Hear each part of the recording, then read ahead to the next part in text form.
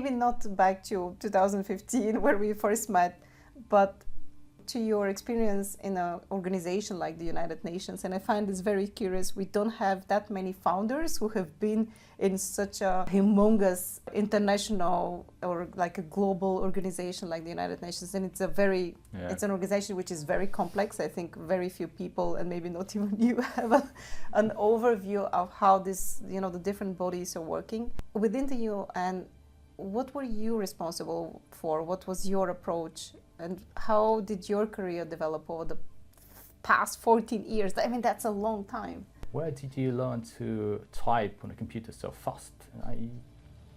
I don't remember that thing, where and when it happened, because even though I grew up in a country that at that time was a developing country as well, we still had computer labs in most of the public schools, and I went to a public school, The fact that the educational systems haven't changed since probably the first industrial revolution. So not much has changed. And even when we have internet now, we have this amazingly powerful tool, talking about the internet, that was been around in the Western world since, I would say, 30 years or something, more or less. In some places even more, even longer. And it's interesting that we have done actually huge progress in education and sharing education online, so it's accessible to everyone. But it's the same thing, we're uploading a book online, it's still a book, we're uploading a video of somebody tutoring you, it's still the person tutoring you, So kind of like the modalities, the methodology of teaching hasn't really changed, despite the fact that you have so many more engaging things to do on your phone or your laptop, like going on social media, interacting with friends, playing games, and all those things are actually way more engaging. So how is this going to affect the way that we approach education? Because I think this kind of immersiveness plays a huge, it affects the way that we perceive reality. And one of the things that I have seen over the years is that, for instance, me being a social creature, I learned a lot from this kind of situations. I'm sitting with someone, we're having a podcast, I'm just, conversing. And if you're just as passionate about innovation as we are, hit subscribe for the Recursive Podcast on YouTube or your favorite podcast platform. We're everywhere. Hello, Recursive community. We're filming today from the office of the Vienna Business Agency during their annual startup festival called ViennaUp.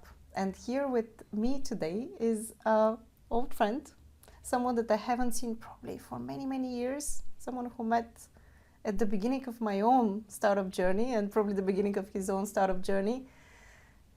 And I'm very excited to have him here tell the story of how the past probably 10 years went by.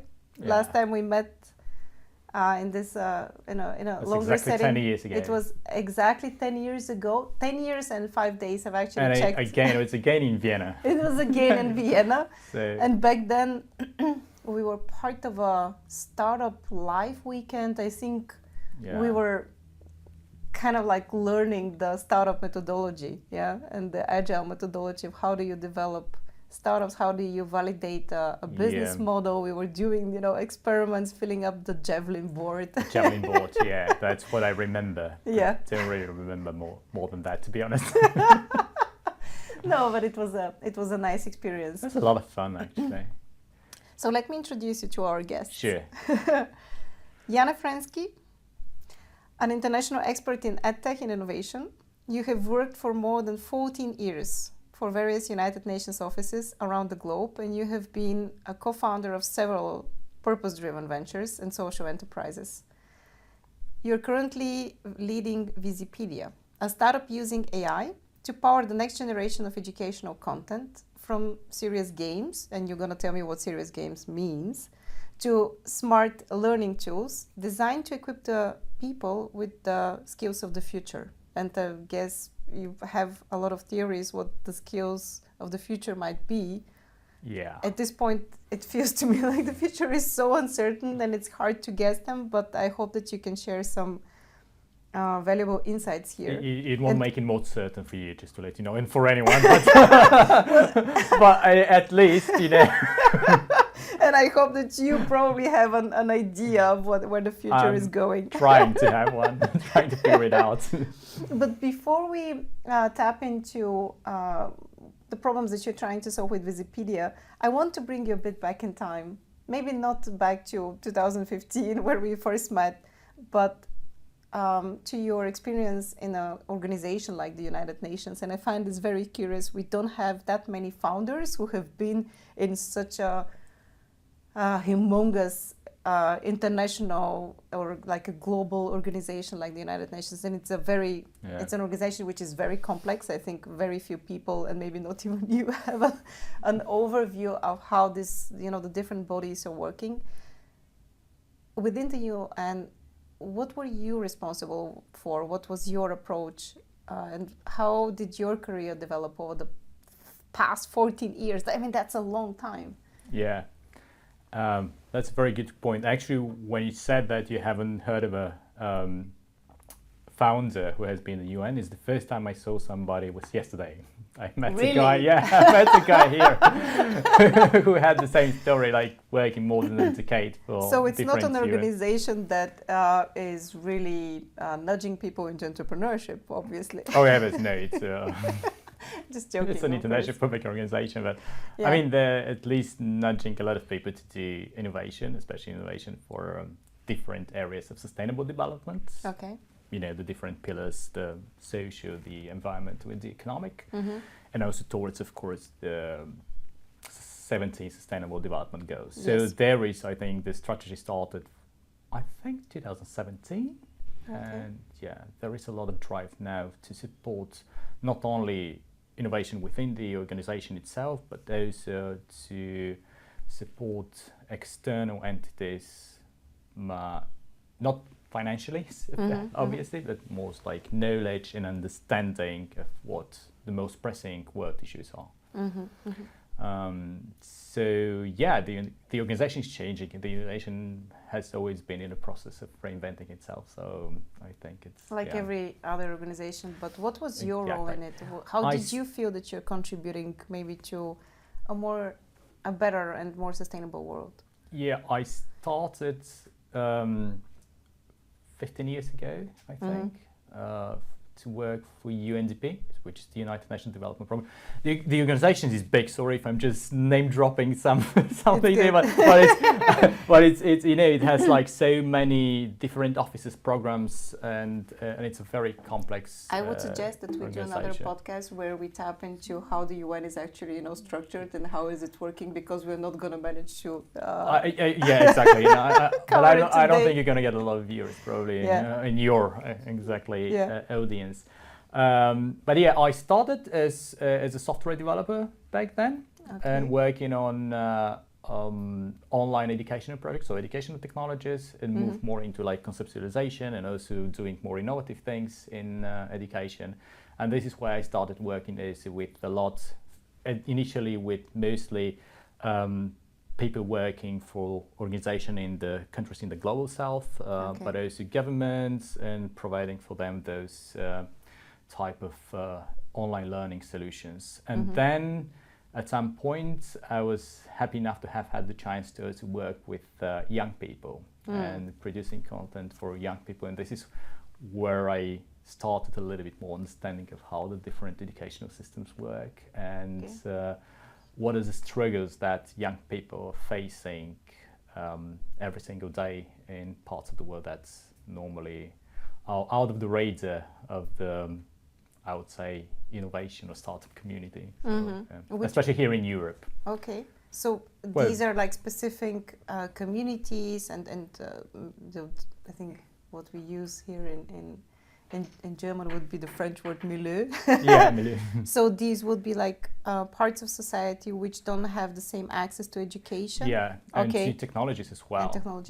It's very interesting that some things that we have here in Europe we take for granted, but in other parts of the world it can be seen as a very luxury thing, and something that you wouldn't really expect. And I can tell you a story. Several years ago, I think, it was less than 10 years ago, we were organizing a hackathon in a country in Africa.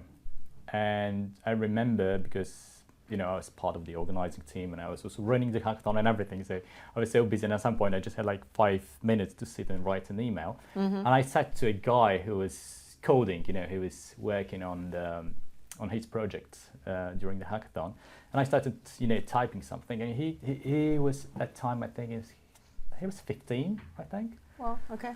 Yeah, and he turned to me and said, like, "Sir, where did you learn to type on a computer so fast?" I don't remember that thing, where and when it happened, because even though I grew up in a country that at that time was a developing country as well, we still had computer labs in most of the public schools, and I went to a public school, And I don't remember. They asked him, like, "Where did you learn to type and to use a computer?" And he says, like, it was last year, so he was 14, and we're talking about, I think, 2017, and he said, last year was the first time in this organization where I saw a computer for the first time. Wow.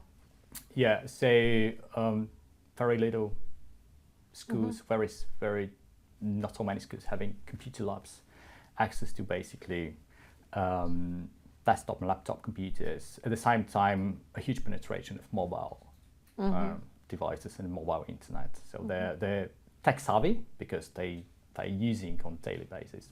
Most of them, of course, not everybody, because of course there are certain communities that don't even have access to smartphones because for them it's too expensive, and also the data for some of them can be really like cost.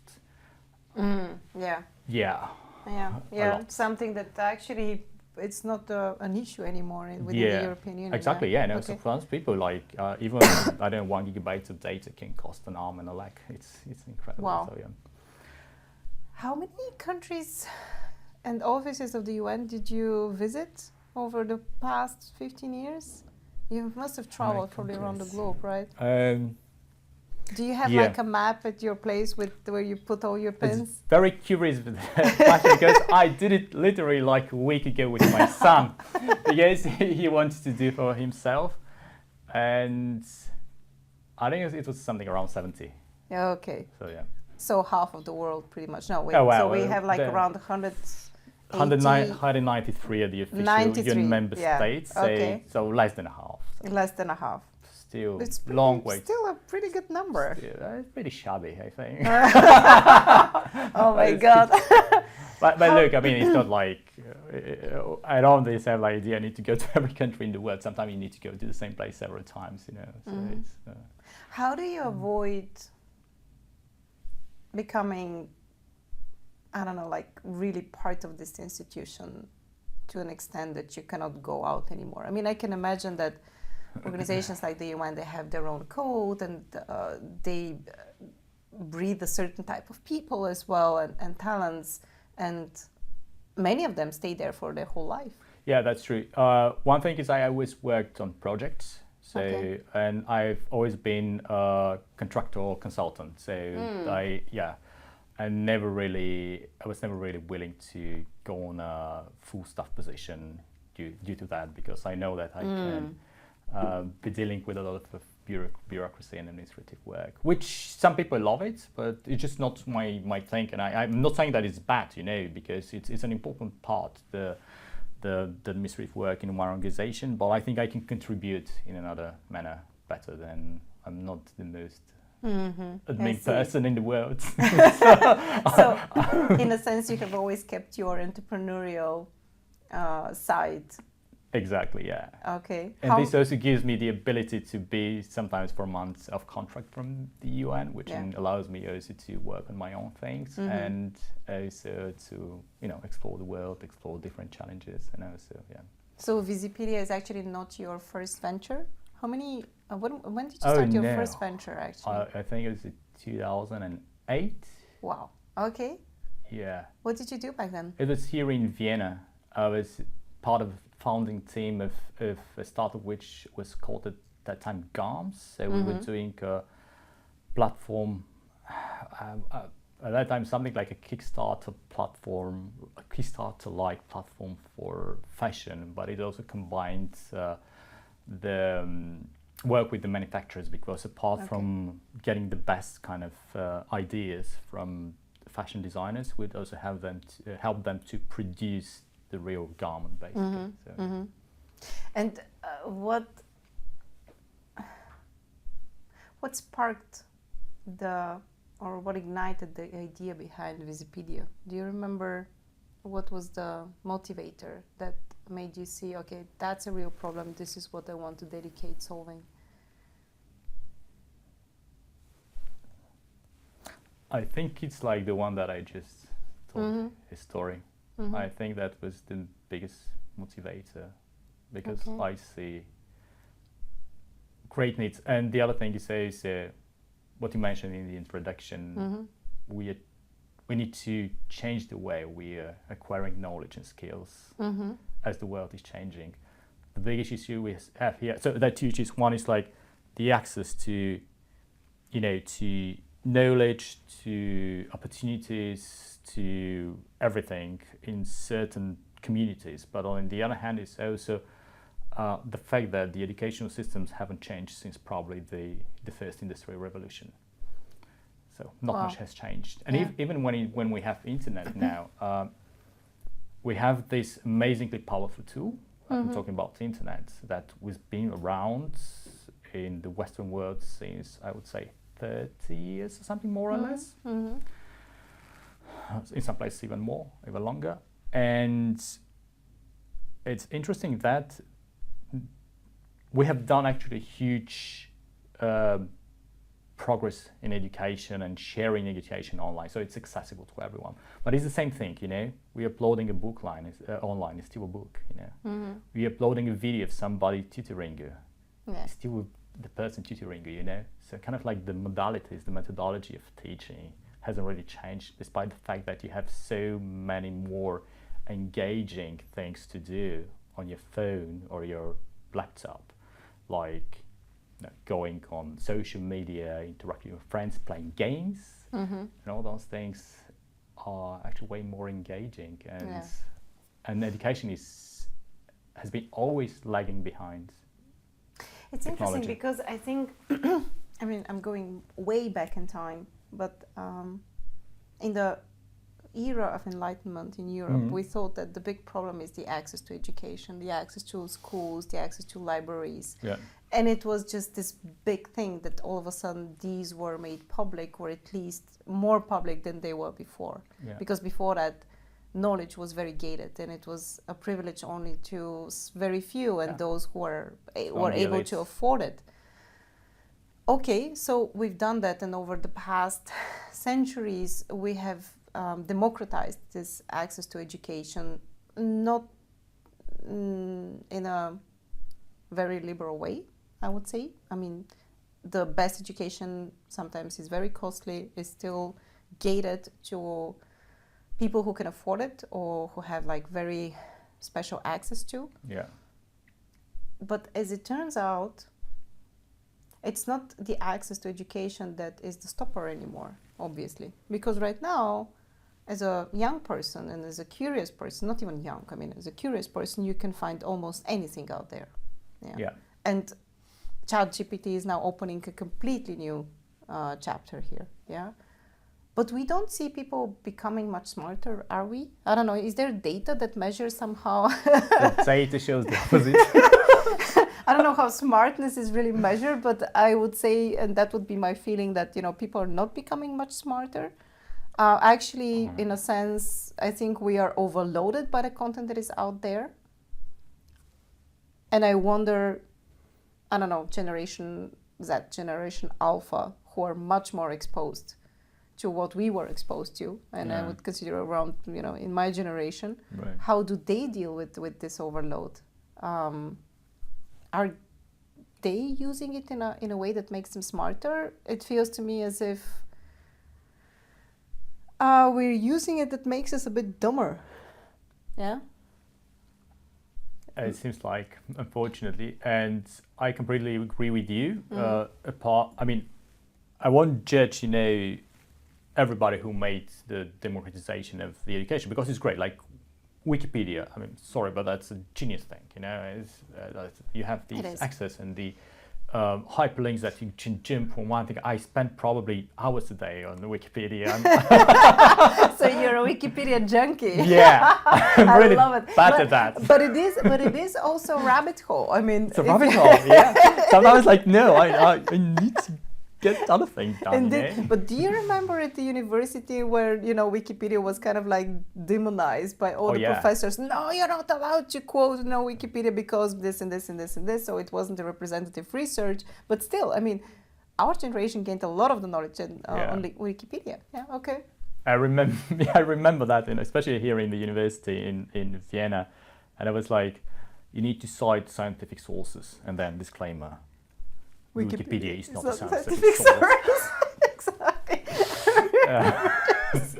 And it's not. Yeah, I mean, it's not. But it has the references, and it's actually very well thing. And okay, I mean, but still, I mean, we embraced it and kind of like we use it. I mean, you need to build some critical thinking here to make sure that you're checking the source. But with ChatGPT and other I'm pretty online sure that they have this disclaimer now as well. ChatGPT is not a scientific source. It's not a scientific source. Yeah, I mean, and it's also we're gonna get there because it's a very very long story. But on the other hand, I mean, it's a great tool. Basically, it can do like the research for you. It can do a summary on a lot of content, but on the other hand, you still need to take it with a pinch of salt, and that's what we need to nurture here.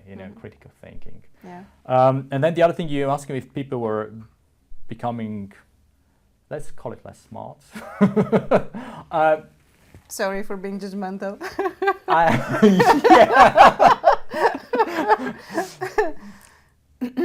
Well, depends. On one hand, I mean, officially, we have, let's talk about school education. Okay. Officially, the results from PISA tests in the last 15 years are constantly deteriorating in everything, in maths, in reading, in science. It doesn't really look good. And it's not only the pandemic, it's not only COVID. We're talking as of 2010. So it started even before that? Yeah. Okay. And the results don't really look good. And in every country, on average, there are just a few countries which are improving their education and the results from PISA. Well, but this is the PISA tests, which are pretty good. They're not perfect, but they're pretty good because they show how you apply your knowledge that you have acquired in school in real-world environment, which I think is pretty good, although not perfect. On the other hand, as I mentioned already, I mean, both the educational system and the way we are assessing our kids have not really changed since decades. Okay. And that's why, to me, it's a little bit difficult to judge and say you guys are, less smart than we were or we are at the moment, because it's just they're using our metrics and our educational system, and they live in a completely different world nowadays. And the other thing, when we started Vizipedia at the very beginning, we pivoted, by the way. We started at the very beginning with videos that the AI is supposed to produce, like explainer videos, which tell you in a more visual way how things work.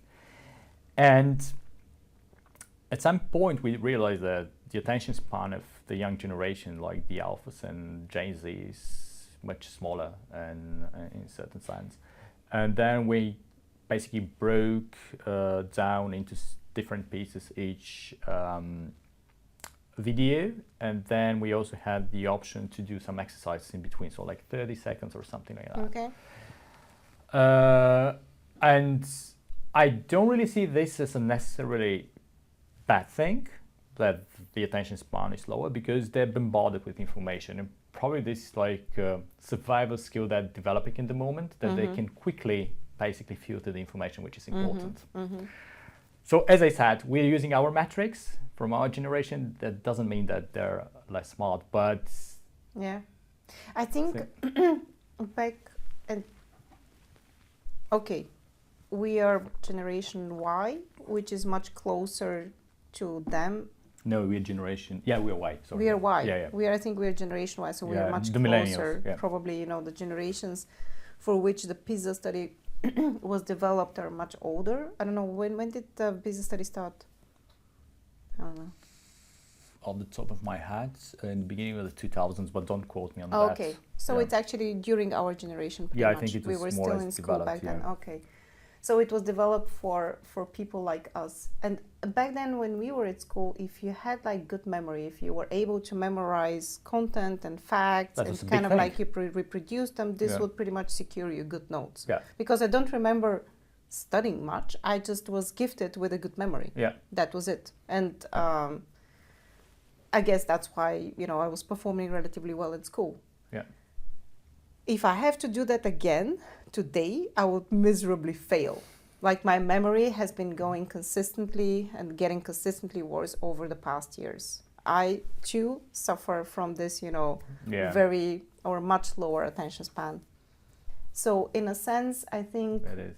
we subconsciously also believe that, okay, the information is out there. I can reach out, I can access it at any point, so I don't have the need to kind of like store it into my brain because it's just out there, it's just a click away. Yeah, it's click Yeah. away. Yeah. So I don't think that it's only that we are bombarded, we just rely also on our systems that they're going to be there and that they're not going to fail us. Simple example, do you know the number of your mom by heart? Which number? The mobile number. The mobile number, no.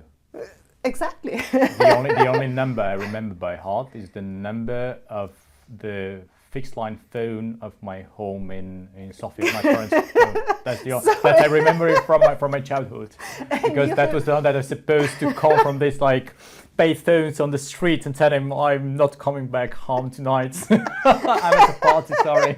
And you have been in 80 countries around the globe, probably not always with a full battery charge. And most of them, or many of them, were developing countries. Yeah. So if you think about it, it will be very logical for you to memorize, the number of your mom.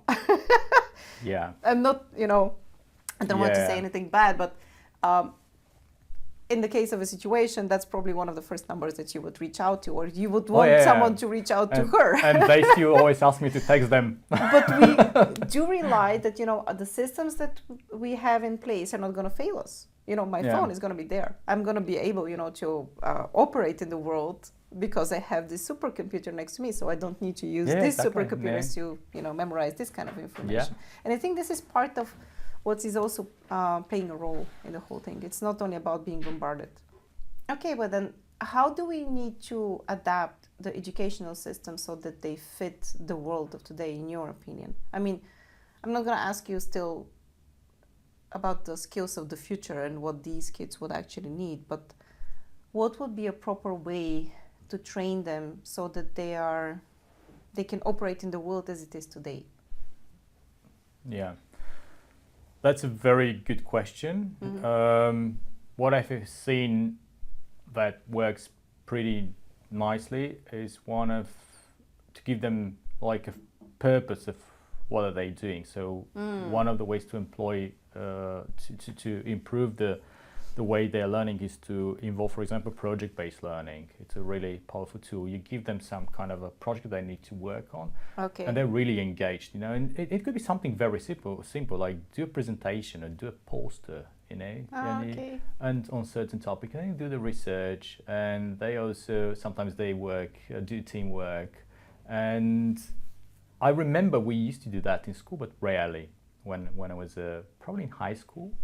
And I love that. This actually, I'm so envious when I see them, because I'm mostly close to the startup bubble. Yeah. And I sometimes try to support these entrepreneurship programs for students at the university, or even younger students at school. And I see this awakened faces, this kind of eager, curious people. Young people, and it always charges me. So I actually go there from for very egoistic purposes, because I kind of thank from their energy. But it always surprised me how, you can listen to grown-ups talking how young people are not really engaged, they don't really care, that they just want to stay on their phones and play their video games, but actually they don't care about school. And then at the same time, you see them in these programs and they kind of lighten up. yeah, and they are very emotional about it, and they really fight, and they enjoy being together and working together. Okay, so now I can see your point. It was for the other is games. I mean, games could be an amazing learning tool. I mean, even doesn't really need to be a specific educational game, but you can basically curate a course around an existing game. And I myself, for example, I improve a lot of my English by playing games. Yeah, and also when I was young, I used to play a lot of strategy games. And which were your favorites? Civilization. Oh, okay. Mark Zuckerberg's favorite one. This is the reason why I got interested probably in working for the UN. How many hours you have spent accumulated in playing Civilization? A lot. I started playing from version 1. Wow. Still, I think it was launched in 91. I started playing in probably 93 or 94, okay. something like that. Oh, that's crazy. Yeah, it's still on black and white screen. So. Wow. Okay. Yeah, and they played, I think, all of them.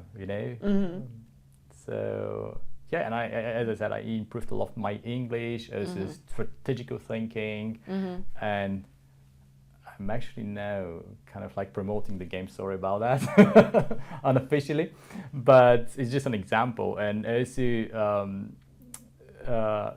it made me much more aware about political issues, history, and kind of this raised my interest also in political things. So it pretty much forged also a big part of your personality when you think about it. I think, yeah. Okay.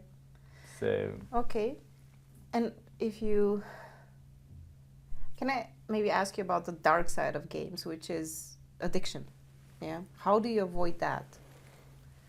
Because I think when we talk about games, what we are activating is the pretty much the dopamine system, like the gratification system that we have in place, and it is there for a reason. And it's not necessarily a bad thing when you kind of synthesize dopamine because you have achieved something.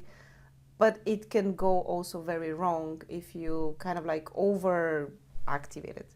So how do you find the golden middle in that? Yeah,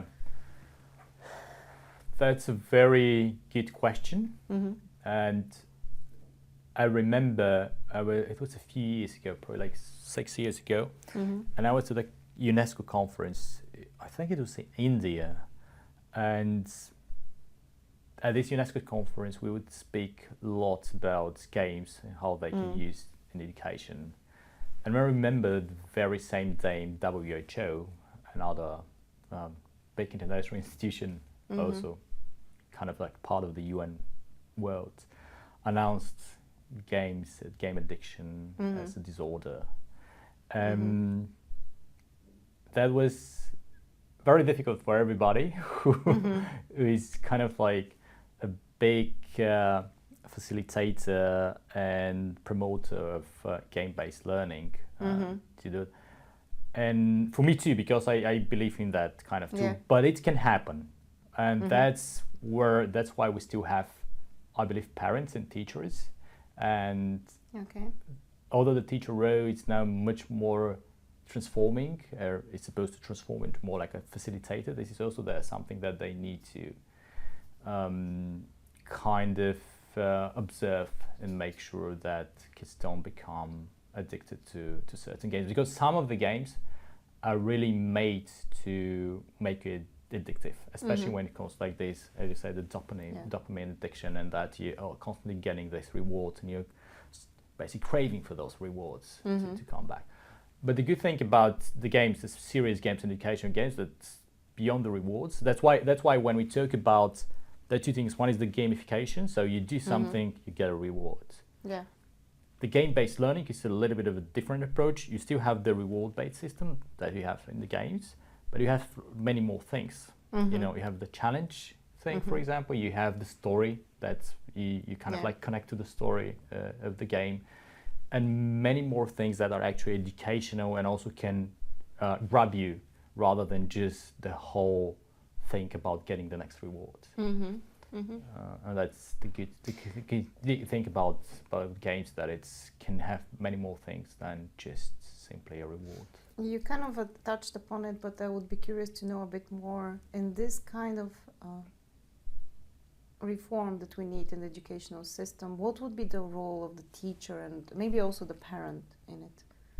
Now that we do have these huge storages and databases and access to information, obviously there will be probably more like guides who would show you, where to research or how do you approach media in a responsible way. I don't know, I'm kind of guessing myself.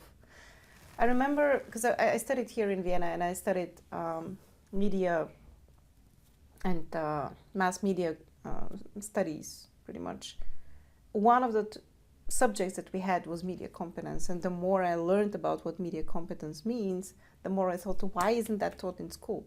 Yeah. It is pretty much teaching you how to use the media and the platforms and the channels that we have out there for the purposes of your own growth and not to be overloaded, as we say. But we don't teach our kids that. They need to figure it out on themselves, and obviously we're miserably failing at that right now. If you look at certain psychological markers of young people. So is that the role of the teacher? Is that the role of the parent now? I don't know. How do you see it? That's a brilliant question, I have to say. And I think, back in the days, especially when school basically become a basic human right, and we got universal education.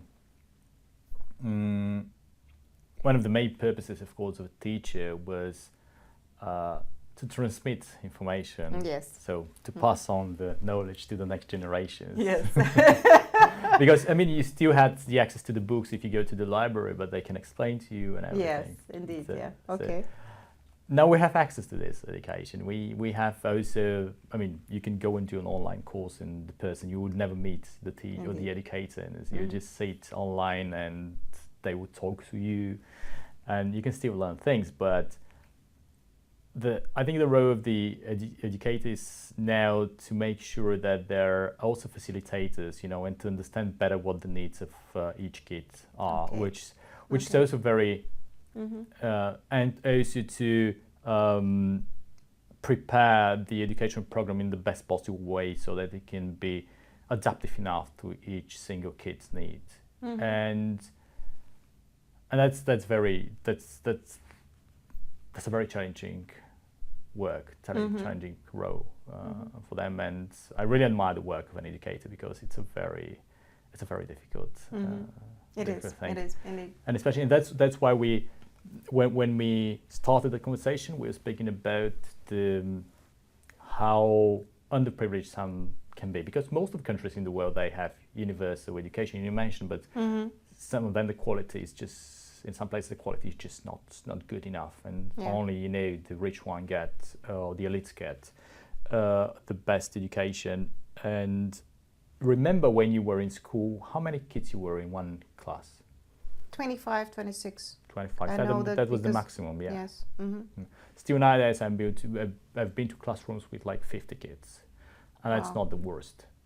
Okay. And think about how an educator, teacher can attend to all the 50 kids. That's challenging. Very challenging, yeah. Especially because probably they would be learning at different pace. Yeah.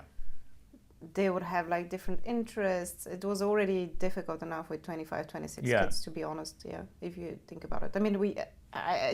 For me it was very natural, but now that I see how heterogeneous was, the situation in class. Yeah. I don't know, how do you speak to all of them? Interesting. And let's talk about the technologies that are, maybe opening new worlds for us today. And I'm going to make again the comparison to gaming. So in gaming, what we see is that the experiences become much more immersive. Yeah. So we have also this open world games, right? Yeah. Where, especially if you have some kind of like a VR or AR experience, you completely might forget where you are. Yeah. You are going to be tapping into this world they design them in a way that the CGI is much more realistic. You are able to move in all the directions and not even, maybe even overcome certain gravity and develop new. So how is this going to affect the way that we approach education? Because I think this kind of immersiveness plays a huge, it affects the way that we perceive reality. And one of the things that I have seen over the years is that, for instance, me being a social creature, I learned a lot from this kind of situations. You know, I'm sitting with someone, we're having a podcast, I'm just, conversing. A couple of years ago, I was very frustrated that I never really have the time to read books. And I was afraid I'm going to get dumber and dumber and dumber. And then I realized, but actually I'm not getting dumber. Or maybe I am, but I'm still learning new stuff. So how do I learn new stuff? Depends on the metrics. Yes, obviously. But how do I learn new stuff? And then someone pointed out, but you're talking to so many people. Yeah. And I realized that, this kind of communication is also a way for you to acquire knowledge. It's enriching you. Exactly. In a certain way. So if we have this kind of immersive experiences and we have, this multiplayer situation, is that going to affect educational approaches, in your opinion? In some ways, yes. In some, not really.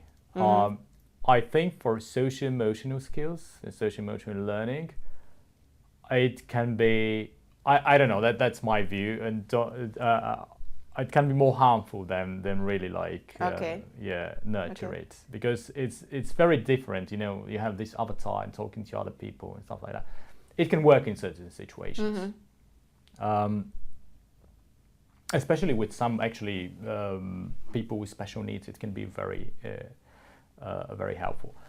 But it can be a very successful tool for teaching stuff and situations that you can't really be at. For example, if somebody can't be in a classroom and meet people because of some disabilities, amazing, For the majority, I think it could work also in situations that you can't really recreate them in the real world, like seeing dinosaurs or going and joining the battle between Rome and Carthage. I would have loved, to see those things when I was reading about them. Exactly. Yeah. It would have been super exciting. At the same time, maybe I was also gifted, the vacuum, so that my brain can create its own vision. Yeah. That's the other thing. Yeah, I mean, that could be also harmful for the imagination. Sometimes it's good that you still keep, like, when we read the book, for example, and we don't have the visual part, we kind of recreate it in our own way, in our own worlds. So. Yeah. Let's talk about Vizipedia. What is your challenge right now? What are you trying to solve? What is the daily struggle that you have at Vizipedia? What are you working on? Tell me. There are probably many of them. I mean, we're an early stage startup, so it's normal that we are facing a lot of challenges. Very good question. Which one is the most... It's hard to compare them, I remember we're in the early stage, but even later on, somehow it always, everything feels urgent and important. Exactly. And you have to, attend to many fires at the same time. It's hard to compare them, but I don't know, pick one. Yeah, we're firefighters. In that sense.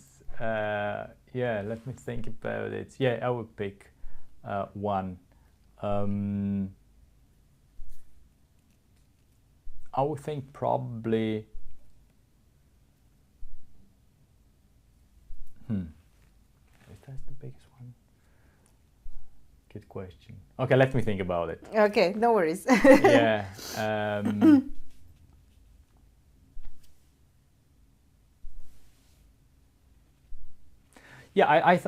think the biggest one is to satisfy all the requests that we have from customers. Because for one it's important one thing, for the other one another thing is important.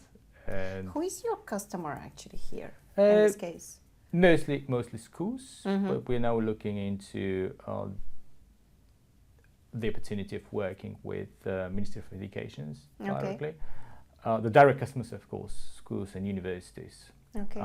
But yeah, I mean, we're partnering and starting partnerships with different learning management system providers. And as I said, we are looking into also working directly with Ministry of Education in order to get to public schools as well.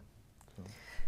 To what extent do you use yourselves actual research so that you can develop your models? Because education is, in my opinion, a long-term investment. So you would probably know only after many years if what you've done has been successful or not. So while you're in the process, you need to believe that you're trusting the system. It could be on a platform, it could be a school, but you're trusting the system that one day it will pay out and it will make you an effective professional in a certain world. So how do you know that your system is going to bring the results or is going to make people more equipped for the future? Now that's a very good question. One of the things we do is that we launched, I think, closed beta a few months ago.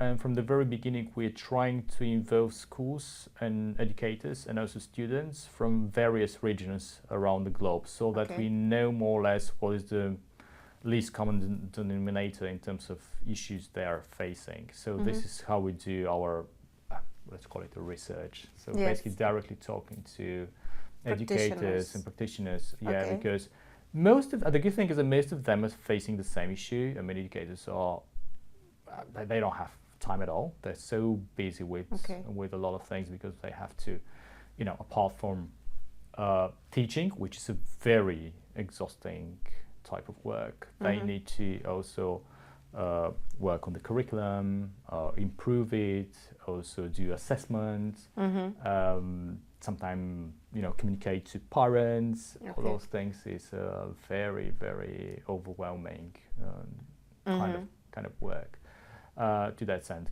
We have the other issue in terms of we're trying to also the games that our system can produce or generate.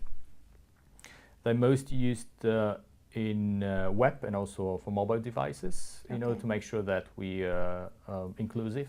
And for the time being, we're not that focused, although we have like 3D environments, stuff like that, we're not that focused on VR and AR because it's still a niche, I think. I think it requires also different equipment at this point, so probably not everyone is going to be able to afford that in the nearest future. Exactly. I mean, for some people, that's completely unaffordable. For many, even for skill, I mean, if you want to equip the whole class of 20 kids with VR devices, we're talking about thousands of dollars investment just for one class, and and then what is the ROI? You can use it for certain things, but not for everything. You rather spend this money in buying them a tablet. So it can be still engaging for them. Interesting. It's getting there. We're getting there, but slowly.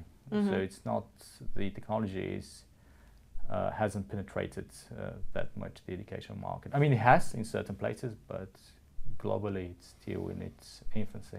And to what extent are educators open to the idea of gamified learning or game-based learning? Do they accept the concept? Are they curious about it, or do you see also certain resistance? Surprisingly enough, not. We haven't really seen any resistance so far. Wow. Everybody's like, let's do it. that. Yeah, we need that. Come guys, be faster. We need your platform. Yeah. Wow. The only thing that usually faces issues is the lack of time. That's the only thing. But nobody said so far, I know this thing doesn't work. Most of them say like, Yeah. Well, that's amazing. You know, that's is gonna make our teaching so much more efficient. So far, nobody said like, okay, I'm not that. Also, given that I don't want to make any kind of like now ageist comment or something, but most of the educators nowadays are our generation, and they're raised with games, so they're not so afraid. Yeah, it's true. Okay, there is also playing games. My view of educators is actually pretty much stuck to the educators that I have, and now I realize that the generations have shifted. Oh, it's interesting. Okay. So now, and sometimes we have like amazing comment. I think had a meeting like a month ago with somebody from a university. It's a leading university, and he said, "Wow, I've been looking for such kind of tools since a year or so, and now you're coming with these solutions." So they're really looking even at university. But it surprises me that there aren't already many solutions out there, because I always believe that EdTech is actually a very competitive space, and gamified learning is nothing new. I mean, we've been talking about it for how many years now? At least 20? Yeah. And there's still not obviously solutions and platforms in place that can facilitate those educators. Why is that? Yeah, that's very interesting. You know that the first serious educational game was launched basically more than 50 years ago. What is a serious game? Is there a It's definition? an educational game. I mean, that's done with the purpose of educating, Serious game. Serious game. Sometimes use. I mean, it's either an education game or a serious game. The difference is that the serious game can be also used not only in education but in marketing and different types. So it's not solely for entertainment purposes. I see. Okay. So the first, I don't know, it's a series, but education again was the Oregon Trail, which I think was launched in 1972, 1973, something like that. Okay, wow. So a long time ago. One of the reasons is that developing games is a very expensive and time-consuming exercise. Okay. And that's why so far most of the market has been saturated with games for preschool or primary schools. Okay. So for those type of target group, you have a lot. As of grade 6, it starts getting difficult because first of all, they're supposed to do much more, reading and writing. But on the other hand, they're not. But actually, teachers are looking for that. I heard the other day I was listening because I often listen to EdTech podcasts, and I hear that they're complaining. I mean, as of age grade 6, it's difficult to find proper educational games. Okay. Another good thing is that with our platform, they can use the AI tools to develop their own games for their purposes, for their content, for their curriculum, which is what we want to enable at a fraction of the time and the cost of hiring a game company. I'm not saying that the system is replacing by serious game dev companies. There will still be useful, but for like more wide range of use, I think our platform is perfect. Is being based or having a company based in Eastern Europe helping you in some way? Because I know that this I'm a bit actually outside of the gaming industry in our part of the world, although they're very close to the startup community. But I know that this region is kind of like famous for the game design, and also the gaming industry that has been outsourced there, and obviously there is much more talent. And there is certain knowledge that has been accumulated over the years. Does this help you being positioned there, or not necessarily? I have to admit, we are only now starting to engage with them. Okay. So we haven't really engaged with them so far. And you're right, maybe the reason was that they were kind of like staying aside of the it's whole it's start interesting of that there is not much ecosystem. communication between the Yeah. two bubbles. Yeah, the creative industries and also the startup industries, they should be actually working much closer together. There are a lot of games that have been produced out of not only Bulgaria, but a lot of the Eastern European countries, like Poland. Poland are really ahead when it comes to games. And quite a lot of successful products. On the other hand, I mean, they're very much oriented towards entertainment games. So I don't think they have a lot of appetite to go into EdTech. Yeah. It's a different sector. It is a very different sector, and probably I don't know which is financially more rewarding over time. It depends very much. I mean, EdTech now is exploding. Usually, what we say is that, but also the game industry is also kind of like very, very competitive. Yes. The thing in our case, for example, I very often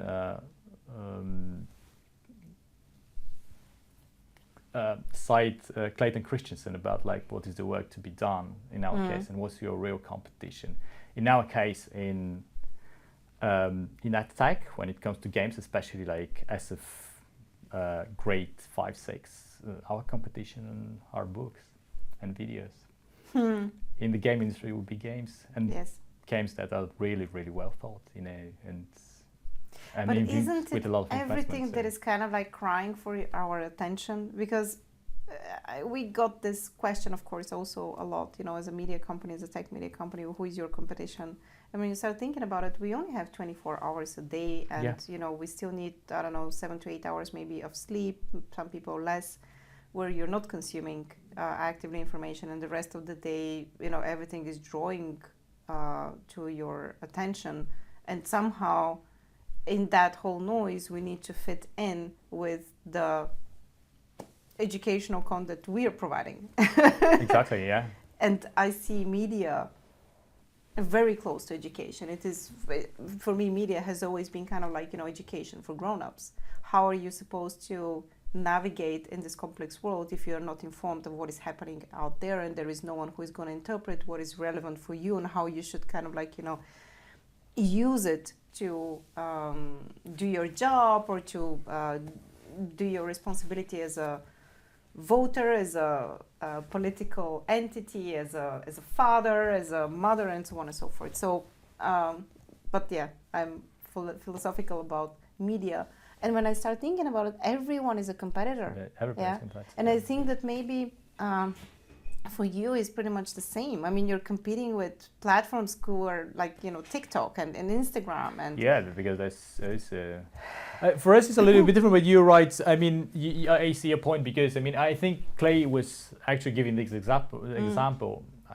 I don't remember, was it Netflix? They asked like the CEO of Netflix, and it's like, who's your competitor? Is it like Amazon? Who's like, everybody's our competitor. Even drinking wine is a competition for us, because instead of watching a movie, I can drink wine. Okay, 6th grade, hopefully not, but that's it. In our case, with wine drinking, hopefully it's not a competitor. Hopefully not. And most of the Netflix content is also not a competitor. It's good. But yeah, I mean, we have of course competition. I mean, any kind of entertainment product, because it's attention. In our case, they're supposed to use in the official kind of educational time, but you still have competition there. Yeah, I mean, it's like everything, the attention that they going to get from the teacher, the books, the other kind of platforms that they are out there. So it's everything. But the good thing is that it's kind of like we're also using it and nudging educators to use it not only as a tool that they can create games and give them to their students to play, but also encourage project-based learning through game creation. And this actually gives them a little bit more time, because the kids are the ones who are producing the games, and they love it, because they give them like, I don't know, give me create a game on, I don't know, ancient Rome. And they would do the research, they would, play with the system of generating different visuals and graphics, and does this look like a real, soldier from the Legion or something like that. This is great. I mean, we used to have this project actually at school. You see? Yes, we used to have this sessions where you need to research a topic and then present it to the rest of the class. Yes, I remember, but that was much later, and it was more like part of the German language education that I've got, which was pretty much influenced by Germany back then. So we were supposed to prepare our referate, so to put it and collect certain information and then present it. So in this case, I wouldn't have like a presentation, but maybe I can create my own game so that I can teach the class what I've learned over the past months, which would be actually amazing. Exactly, yeah. And you present it in front of your class. And the good thing about the games, if they do games, I guess we have different game engines with multiplayer game. It's super cool when they produce one and they actually challenge their peers to play the game. So who's going to be better at my game that I created? Wow, that's actually cool. I love this.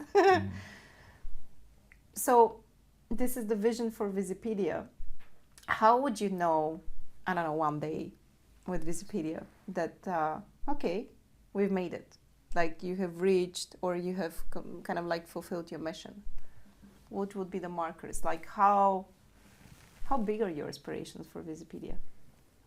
When would you know that you have arrived, so to say? Have you thought about it? I have thought about it. I'm just thinking how ridiculous it's gonna sound. This is the podcast of ridiculously thinking people, so don't feel ashamed. If you weren't delusional and slightly ridiculous, I don't think that you would actually dare on this path. You have to be. It is part of the game. Yeah. I would love that it can reach every single learner who has at least a smartphone. Yeah. Yeah. Wow. And probably even further. Do you know that there are more smartphones in the world than toothbrushes? I know. No, actually, people own more smartphones than toothbrushes, which is crazy. It's crazy. Wow. Yeah. I love this. I love that. That's ambitious enough. We also thinking in direction, but that's next stage of the project to even access those who don't have smartphones. But that's a little bit further down the pipeline. So. Well, Yane, it's been a real pleasure seeing you after 10 years and 5 days again here in Vienna, talking about entrepreneurship and startups, and I've seen your vision develop. Back then we were actually working on that was something that became that was very close to my original startup idea. We were targeting migrants, if you remember. Oh yeah, that's true. We were testing this. It was super interesting for me now to tap a bit into your world, and I have to say, sorry if I ask stupid questions, but I don't understand much about EdTech. I can approach it only from the perspective of the learner. I was never really in the situation where I was kind of like, the educator.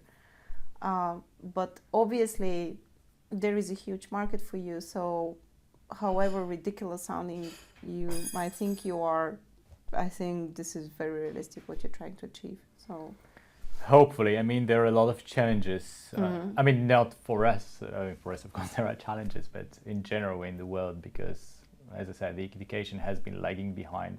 Yeah. And I'm seeing this firsthand. And what we see now with the AI revolution, those problems are not really resolving on their own, but actually being exacerbated to a certain extent, because you start relying a lot in education on different AI tools, which is amazing. I'm not one of those. I hear some stories about schools who are actually blocking the use of artificial intelligence tools, which I think is completely wrong.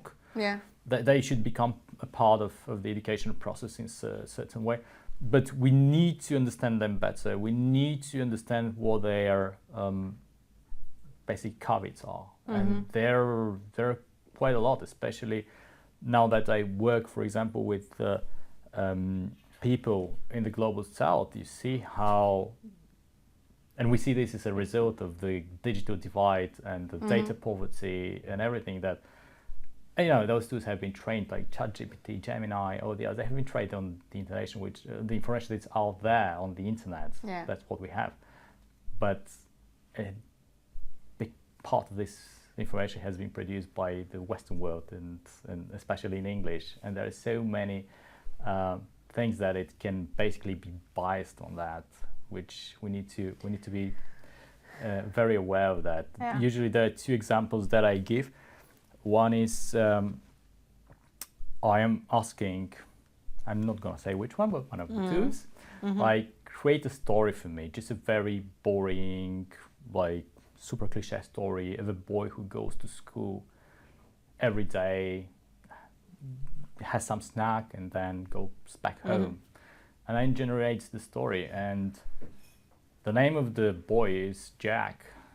He eats an apple, and then he goes to maths and English classes. And even at statistical level, if you take it, this is not really appropriate, because the most popular name in the world is not Jack, it's Mohammed. The most spoken language is not English, it's Chinese Mandarin.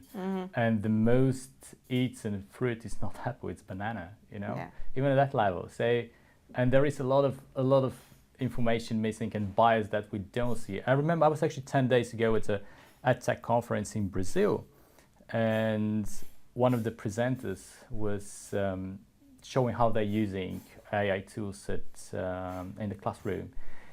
And she asked several of tools that generate images. Generate, like, I don't know, she tested like 5, 6, generate an image about the indigenous people of Brazil.